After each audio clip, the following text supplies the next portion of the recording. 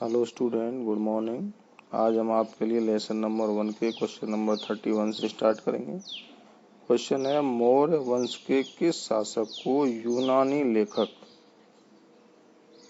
अमित्रोचेटस कहते थे?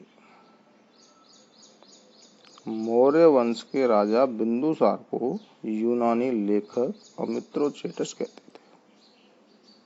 मौर्य वंश के बिंदुसार को यूनानी लेखक क्या कहते थे? अमित्रोचेटस कहते थे। आगे है क्वेश्चन नंबर 32। बिंदुसार कौन था? बिंदुसार चंद्रगुप्त मौर्य का पुत्र व उत्तराधिकारी था। हमने इससे पहले पढ़ा, गुप्त वंश का जो संस्थापक था चंद्रगुप्त मौर्य, तो बिंदुसार चंद्रगुप्त मौर्य का पुत्र था। आगे है, वायु पुराण तथा जैन ग्रंथों में बिंदुसार को किस नाम से जाना जाता है? हमारे पुराणों की संख्या कितनी है? 18।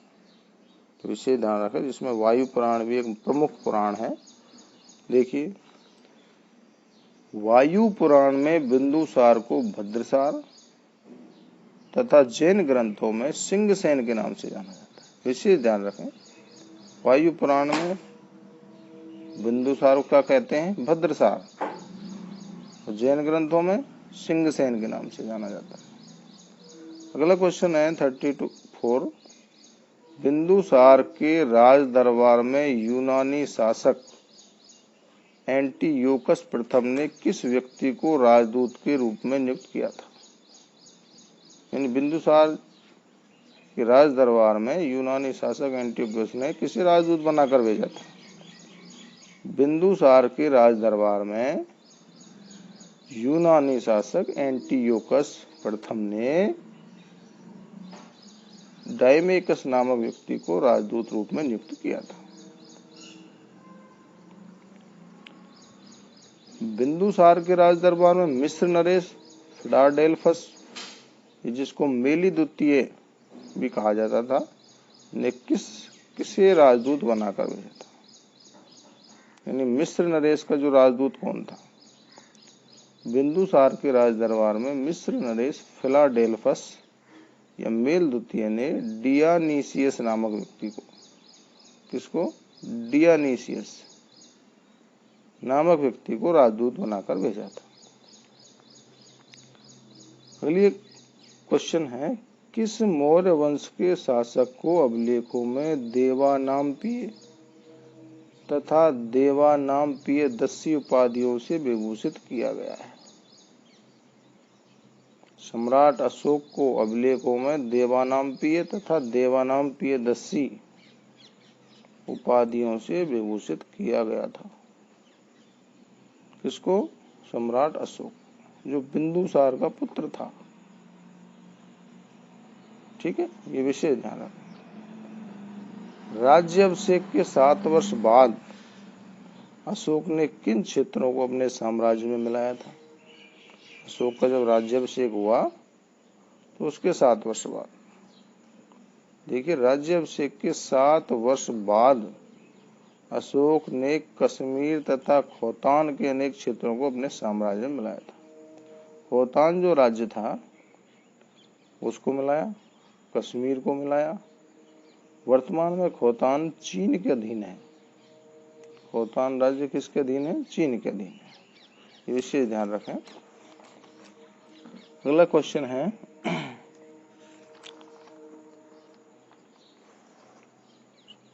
38। सम्राट अशोक ने कलिंग का युद्ध कब लड़ा था? इसका उत्तर है, सम्राट अशोक ने कलिंग का युद्ध राज्याभिषेक के, यानी राजा बनने के 8वें वर्ष या 261 ईस्वी पूर्व में लड़ा था। यानी राजा जब बना था उसके 8वें वर्ष में और 261 ईस्वी पूर्व में युद्ध लड़ा था, कलिंग का युद्ध।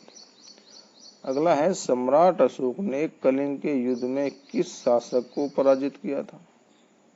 सम्राट अशोक ने कलिंग के युद्ध में, कलिंग के राजा थे उस समय नंदराज, कौन थे? नंदराज को पराजित किया था। अगला है सम्राट अशोक ने किस युद्ध के बाद शस्त्र त्याग की घोषणा की थी? सम्राट अशोक ने कलिंग युद्ध के बाद शस्त्र त्याग की घोषणा की थी। कलिंग युद्ध में बहुत विनाश हुआ था, लाखों लोग मारे गए थे। इस विध्वंस घटना को देखकर सम्राट अशोक ने युद्ध में शस्त्र त्याग की घोषणा की थी युद्ध के बाद। अगला प्रश्न है श्रमण, निग्रोध तथा उपगुप्त के प्रभाव में आकर अशोक ने कौन सा धर्म स्वीकार किया था? श्रमण, निग्रोध तथा उपगुप्त के प्रभाव में आकर अशोक ने बौद्ध धर्म स्वीकार किया था। ये व्यक्ति बौद्ध धर्म के थे, श्रमण, निग्रोध और उपगुप्त।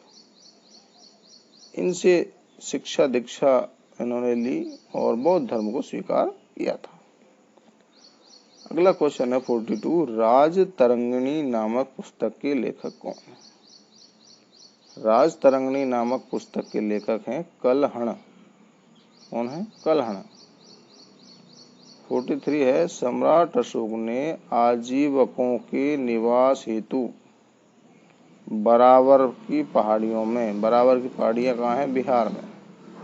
बराबर की पहाड़ियों में कितनी गुहाओं यानी गुफाओं का निर्माण कराया था और उनके नाम भी लिखिए। देखिए, सम्राट अशोक ने आजीवकों के निवास हेतु बराबर यानी बिहार की पहाड़ियों में 4 गुहाओं का निर्माण कराया था। सुदामा पहली गुफा थी, चापार, विश्व झोपड़ी और कर्ण, 4 गुफाएं थी। ये विषय ध्यान रखें, प्रश्न आने लायक महत्वपूर्ण प्रश्न है। अगला प्रश्न है 44, अशोक का रुम्मनदेही अभिलेख हमारे लिए क्यों महत्वपूर्ण है? यह हमारे RBSC 2018 यानी माध्यमिक शिक्षा बोर्ड के परीक्षा में आ चुका हुआ प्रश्न है। देखिए इसका उत्तर क्या है।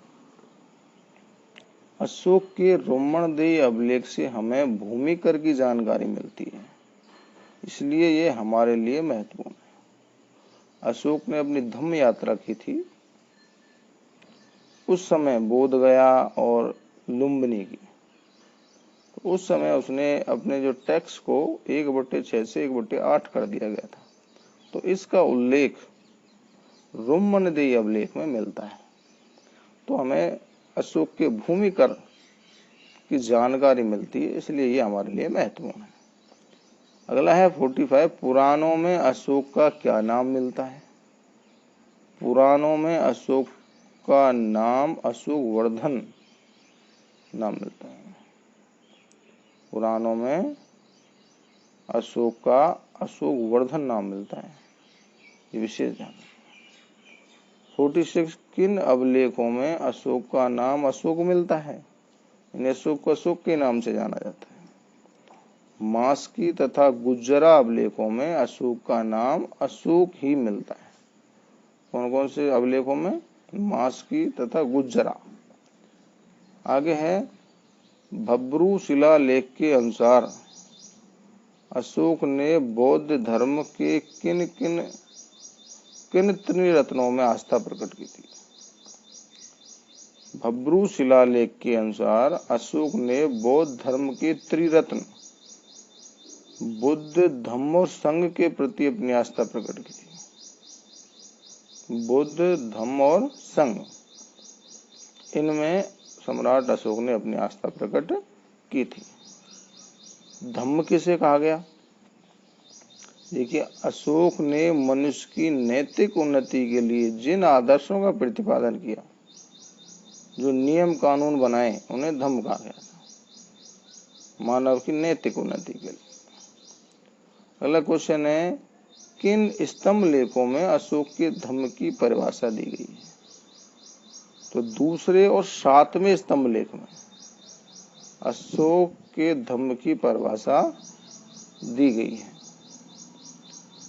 अगला क्वेश्चन है, यज्ञ के लिए पशुओं का वध न किया जाए, यह आज्ञा अशोक के किस शिलालेख में जारी की गई थी?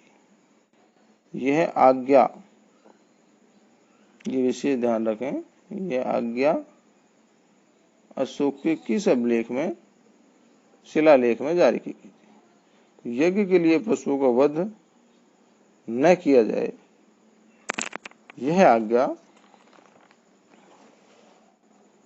अशोक के प्रथम शिलालेख में जारी की गई थी। कौन से शिलालेख में? प्रथम शिलालेख, कि यज्ञ के लिए पशुओं का वध न किया जाए, यह आदेश जारी किया गया था। अगला है अनुसंधान क्या है, या अशोक के लेखों में अनुसंधान किसे कहा गया। ऐसे भी पूछा जा सकता है प्रश्न को। अशोक के काल में राज्य के कर्मचारियों या प्रादेशिकों या रज्जुकों या युक्तियों को प्रति 5वें वर्ष धर्म प्रचार हेतु यात्रा पर भेजा जाता था। जो इसके कर्मचारी होते थे अशोक के, उनको धर्म प्रचार के लिए कहाँ भेजा जाता है? यात्रा पर, जिसे लेखों में अनुसंधान कहा गया है।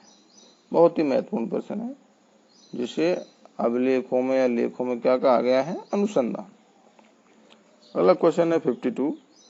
अशोक के काल में धम्म महामात्र का क्या कार्य था। तो देखिए क्या कार्य था। अशोक के काल में धम्म महामात्र का कार्य जनता में धम्म का प्रसार करना। धम्म का मतलब है जो अशोक ने नैतिक उन्नति के जो मार्ग बतलाए थे, जो नियम बतलाए थे, उनका प्रचार करना, उन्हें कल्याणकारी कार्य करने, उन लोगों को दानशीलता के लिए प्रोत्साहित करना, लोगों को कल्याणकारी कार्य करने जिससे दूसरे का कल्याण हो, दानशीलता, दान दें, कारावास से कैदियों को मुक्त करवाना या उनकी सजा को कम करना और उनके परिवार की आर्थिक सहायता करना आदि कार्य था धम्म महामात्र का अशोक के समय। तो विशेष ध्यान रखें, बहुत महत्वपूर्ण प्रश्न है। आगे देखिए, अशोक के अभिलेखों को पढ़ने में पहली बार सफलता किसे प्राप्त हुई। अशोक के अभिलेखों को पढ़ने में पहली बार सफलता जेम्स प्रिंसेस को प्राप्त हुई।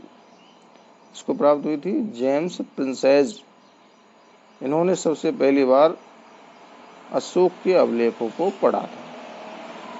अगला प्रश्न है, अशोक की मृत्यु कब हुई थी। अशोक की मृत्यु 232 ईस्वी पूर्व में हुई थी। आगे देखिए, अंतिम मौर्य सम्राट कौन था। मौर्य वंश का अंतिम सम्राट तो बृहद्रथ अंतिम मौर्य सम्राट था। मौर्य वंश का जो अंतिम सम्राट था बृहद्रथ, वो सबसे पहला चंद्रगुप्त मौर्य, जिसने मौर्य वंश की स्थापना की थी। जो इस वर्ष 2020 की बोर्ड परीक्षा में पूछा जा चुका है कि मौर्य वंश की स्थापना किसने की थी। तो मौर्य वंश की स्थापना चंद्रगुप्त मौर्य ने की थी और अंतिम मौर्य वंश का सम्राट बृहद्रथ था। विशेष ध्यान रखें। आज के लिए इतना ही, आगे आपके लिए अगली वीडियो में बताएंगे। यहाँ तक किसी विद्यार्थी को समझ में नहीं आया हो तो कमेंट में जाके जरूर पूछें। थैंक यू, धन्यवाद।